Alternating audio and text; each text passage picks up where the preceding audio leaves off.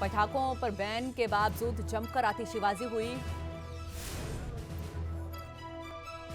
तो दिवाली में दिल्ली की हवा पूरे तरीके से जहरीली हो चुकी है। आपको यह भी बता दें कि हालांकि प्रशासन की तरफ से पटाखों को बैन कर दिया गया था। ये कहा गया था कि ग्रीन पटाखों को जलाएं, लेकिन जिस तरीके से लोगों ने पटाखे चलाए उसके बाद अब एयर क्वालिटी इंडेक्स जो है खराब स्थिति में पहुंच चुका है।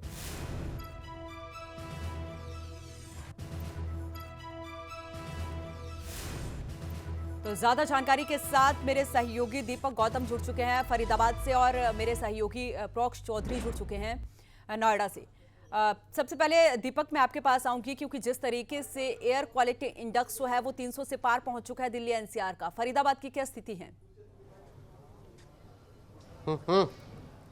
देखिए, बिल्कुल फरीदाबाद की मैं बात करूं तो पटाखों पर जिस तरह का बैन लगाया गया था उसका फर्क फरीदाबाद में साफ तौर पर नजर आ रहा है। फरीदाबाद का पॉल्यूशन लेवल बिगड़ा हुआ है, लेकिन पिछली बार के मुकाबले अगर मैं बात करूं तो काफी हद तक सुधार देखने को मिल रहा है। मैं आपको एक लेवल की बात बताऊं तो फरीदाबाद में 4 हिस्सों में जो मशीनें लगी हुई हैं पॉल्यूशन नापने के लिए, सेक्टर 16, सेक्टर 11 और 30 और इसके अलावा बल्लभगढ़। इनकी अगर मैं बात करूं तो सेक्टर 16 में 345 एक्यूआई लेवल है, सेक्टर 11 में 362, सेक्टर 30 में 285 और बल्लभगढ़ में 313। मैं आपको बताऊं फरीदाबाद एक ऐसा स्टेशन है जो सबसे ज्यादा पॉल्यूटेड सिटी में शामिल रह चुका है, लेकिन इस बार हमने स्थिति देखी कि पिछली बार के मुकाबले दिवाली पर जिस तरह के हालात होते थे उस तरह के हालात इस बार नजर नहीं आए। इस बार सांस लेने में उतनी दिक्कतें नहीं आई लोगों को जिस तरह की दिक्कतें पहले आ रही थी। कुछ लोग मेरे साथ हैं, लोगों से ही जानते हैं, डायरेक्ट इन्हीं की जुबानी सुनते हैं कि इस बार इन्हें क्या महसूस हुआ। सर आप ये बताएं, सर नाम क्या है आपका? मूलचंद मित्तल। मित्तल जी ये बताएं कि इस बार कितना फर्क नजर आया आपको, क्या क्या स्थिति है पॉल्यूशन की?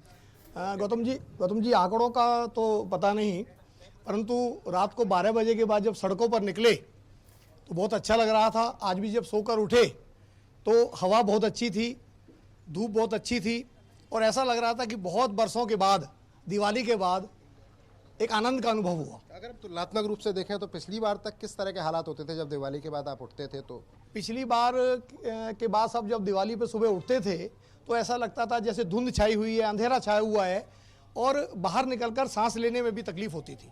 तो इसलिए इस बार जो महसूस हुआ, हमारे जो अड़ोस पड़ोस में भी लोग रहते हैं तो या तो ये पराली भी नहीं जल रही उसका फ़र्क है, और जो पटाखे कम से कम चले, बहुत ही कम पटाखे चले फरीदाबाद के बारे में मैं कहूँ तो उसका देखने को असर मिला। एक सज्जन और हमारे साथ हैं, इनसे जान लेते हैं। सर आप ये बताएं, नाम क्या है आपका? विनोद गुप्ता। विनोद जी किस तरह का असर आप देख रहे हैं, पॉल्यूशन किस लेवल का है? पॉल्यूशन पहले से बहुत कंट्रोल है। जैसे अब रात को 12 बजे के करीब मैंने देखा कि पटाखे कहीं नहीं, बहुत ज़्यादा नहीं जल रहे थे और हम जैसे 12 बजे के बाद निकले थोड़ा घूमने के लिए तो चारों तरफ जो है बहुत अच्छा माहौल लगा। सुबह उठे तो मॉर्निंग वॉक पे गए तो पहले मॉर्निंग वॉक जाना पॉसिबल ही नहीं था, लेकिन आज हमने आराम से आधा घंटा मॉर्निंग वॉक किया तो पॉल्यूशन लेवल पहले से बहुत कंट्रोल है।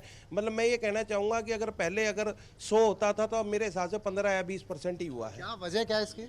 वजह ये है कि एक तो पराली पे कंट्रोल हुआ है सरकार द्वारा, दूसरा ये है कि पटाखे बहुत कम बेचे गए हैं। यहाँ पे ग्रीन पटाखे पे थोड़ा जोर रहा है, बाकी पॉल्यूटेड वाले पटाखे जो है हरियाणा सरकार ने बैन कर दिए थे, जिसके कारण पॉल्यूशन पे बहुत कंट्रोल हुआ है। देखिए बिल्कुल मैं आपको बताऊं कि दिल्ली सरकार ने पूरी तरह से इस बात पर जुर्माना लगाया था, साफ तौर पर कहा था कि पटाखा चलाते हुए अगर आप पाए जाएंगे, बम चलाते हुए आप पाए जाएंगे तो न केवल आपके ऊपर जुर्माना लगेगा बल्कि गिरफ्तारी होगी। इसी तरह हरियाणा सरकार ने क्या किया, हरियाणा सरकार ने पटाखे बेचने और चलाने पर प्रतिबंध लगा दिया और इसका असर साफ तौर पर मैं कहूं कि फरीदाबाद में देखने को मिल रहा है। फरीदाबाद का जो आबो हवा है वो खराब है, लेकिन पिछले सालों के मुकाबले अगर हम तुलना करते हैं, पिछली दिवाली के बाद की अगर हम तुलना करते हैं जी, तो दीपक आप बने रहे हमारे साथ। दीपक आप बने रहे, मेरे सहयोगी दिल्ली से प्रोक्ष भी जुड़े हुए हैं। प्रोक्ष आपके पास आऊंगी क्योंकि दिल्ली की स्थिति भी ठीक नहीं है।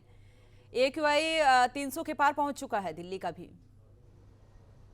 जी बिल्कुल अनु देखिए जिस तरीके से आतिशबाजी हुई है दिल्ली में तो कहीं ना कहीं उसने माहौल बिगाड़ा है हवा का।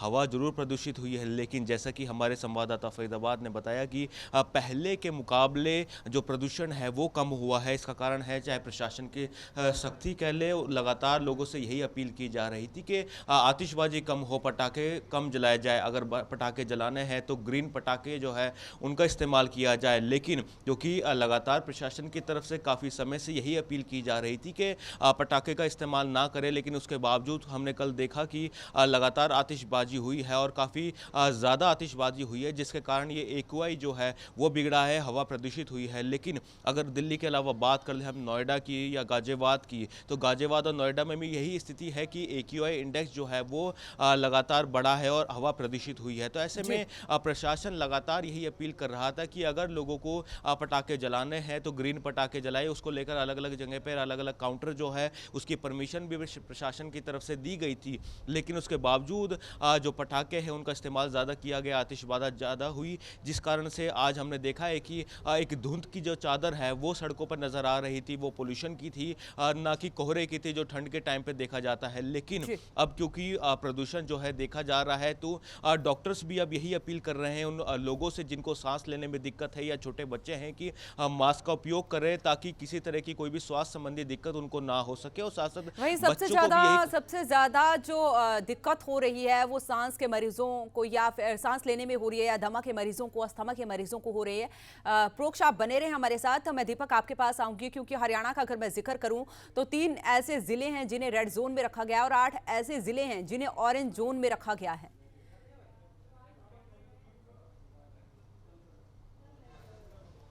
देखिए बिल्कुल, और यही वजह है कि इसको लेकर लगातार हरियाणा सरकार बेहद सतर्क नजर आ रही है। और हरियाणा सरकार की तरफ से पहले ही ये तय कर लिया गया कि जिन डिस्ट्रिक्ट में बहुत ज़्यादा पॉल्यूशन रहता है उस पॉल्यूशन वाले डिस्ट्रिक्ट में ध्यान रखना है, उस पॉल्यूशन वाले डिस्ट्रिक्ट में बाकायदा तैयारी करके रखनी है। और इसी वजह से हमने देखा कि बहुत पहले सरकार की तरफ से ये तय कर दिया गया कि आपको न केवल पटाखे आपको बेचने नहीं है, आपको पटाखे चलाने नहीं है, अगर आप इस्तेमाल करना चाहते हैं तो केवल ग्रीन पटाखों का इस्तेमाल करें। इसको देखते हुए लगातार हमने देखा कि सीएम फ्लाइंग एक्टिव मोड में नजर आई। इसके अलावा सीआईडी की टीम, पुलिस की टीम, लगातार छापेमारी की गई। किसी भी चीज को मैं बताऊं आपको कि किसी भी चीज को एक साथ रोक पाना बहुत संभव नहीं होता, क्योंकि जब कोशिश इस बात की गई, क्योंकि आमतौर पर लोगों के मन में एक विचार बना हुआ है, एक शगुन बना हुआ है कि दिवाली का दिन है और ऐसे में अगर पटाखे नहीं चलेंगे, बम नहीं चलेंगे, फुलझड़ियां, अनार नहीं चलेंगे तो दिवाली नहीं बनेगी। तो इस सोच को, जो कि बहुत पुरानी सोच चली आ रही है, इस सोच को रोक पाना बहुत मुश्किल होता है। तो ऐसे में दीपक, क्या उन लोगों के खिलाफ, दीपक, उन लोगों के खिलाफ कार्रवाई की गई है? क्योंकि बैन थे पटाखे, ऐसे में कोई कार्रवाई की गई है? देखिए अभी तक देखिए मैं आपको बताऊं कि काफ़ी जगह पर जब छापेमारी की गई तो वहां पर पटाखे जब्त किए गए, उनके खिलाफ कानूनी कार्यवाही की गई। लेकिन मैं आपको वही बता रहा था कि किसी भी चीज़ के लिए, जैसे पॉल्यूशन की हम बात कर रहे हैं, तो केवल एक पटाखे जिम्मेदार नहीं होते, इसके लिए बहुत सारी चीज़ें जिम्मेदार होती हैं। जैसे पटाखे एक वजह है, इसके अलावा पराली दूसरी वजह है, जिसको लेकर सरकार लगातार सख्त रूप अपना रही थी। इसके अलावा दिल्ली से आने वाला पॉल्यूशन एक बहुत बड़ी वजह है, क्योंकि दिल्ली एनसीआर एकदम जुटा हुआ इलाका है। दिल्ली में अगर कोई भी घटना होती है, दिल्ली में अगर जलवायु में कोई परिवर्तन होता है, दिल्ली में अगर पॉल्यूशन होता है, तो एनसीआर उससे बच नहीं पाता। दिल्ली, फरीदाबाद, गुड़गांव बिल्कुल करीब रहते हैं, तो ऐसी स्थिति में दिल्ली के होने वाली हवा का छोटा सा परिवर्तन फरीदाबाद और गुड़गांव में देखने को मिलता है। तो साफ तौर पर कोशिशें पूरी तरफ से सरकार की नजर आई। पराली को लेकर हम बात करें, पटाखों की हम बात करें, इसके अलावा एक सबसे अहम मुद्दा जो रहा वो रहा ग्रेप को लेकर। ग्रेप का सेकंड पार्ट बहुत जल्दी सरकार की तरफ से लागू किया गया और ग्रेप के तहत काफ़ी जगहों पर पाबंदियां लगाई गई, जैसे निर्माण सामग्री है, निर्माण करने वाले बिल्डर्स हैं। इसके अलावा तमाम तरह की जो पाबंदियां हैं वो लगाई गई, उद्योगों पर लगाई गई, कंस्ट्रक्शन साइट्स पर लगाई गई। और उसका असर कहीं ना कहीं देखने को मिल रहा है कि पिछले साल के मुकाबले पॉल्यूशन लेवल कम है। हालांकि अभी इसे और कम होने की जरूरत है, क्योंकि अभी भी एक खतरनाक स्थिति प्रशासन लगातार काम कर रहा है। बहुत बहुत शुक्रिया दीपक, आपका बहुत बहुत शुक्रिया। प्रोक्ष, आपका तमाम जानकारी के लिए।